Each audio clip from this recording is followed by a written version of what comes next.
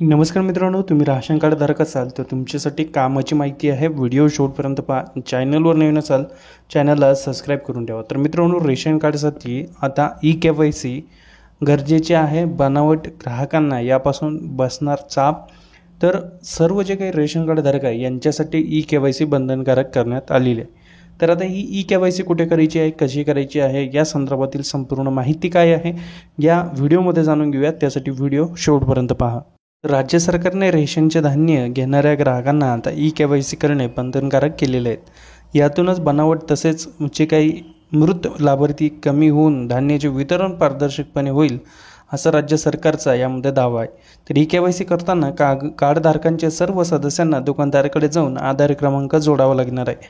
दुकानदारांना त्यांच्याकडील सर्व ग्राहकाचे ई-KYC युद्ध पातळीवर करण्याचे आदेश पुरवठा विभागाकडून देण्यात आलेले आहे. तर ई-KYCचा फायदा जे बनावट आणि मृत झालेले लाभार्थी आहेत यांना त्यातून वगळण्यात येणार आहे आणि जे काही पात्र लाभार्थी आहेत यांना या ठिकाणी अन्नधान्याचा पुरवठा करण्यात येणार आहे. यासाठी हा निर्णय घेण्यात आलेला आहे.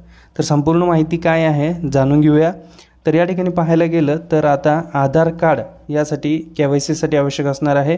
दुकानदाराकडे गेल्यानंतर नवीन 4G ई-POS मशीनद्वारे आधार क्रमांक टाकून बोटाचे तसेच डोळे स्कॅन करून ई-KYC करता येणार आहे. मात्र एखाद्या ग्राहकाचे 10 वर्षापूर्वीचे आधार असल्यास ई-KYC करण्यापूर्वी हे आधार कार्ड त्याला अपडेट करावे लागणार आहे. त्यानंतरच रेशन कार्डचे ई-KYC करता येणार आहे. तर अशा पद्धतीची ई-KYC करणं बंधनकारक करण्यात आलेलं आहे. अधिक माहिती पुढे पाहूया.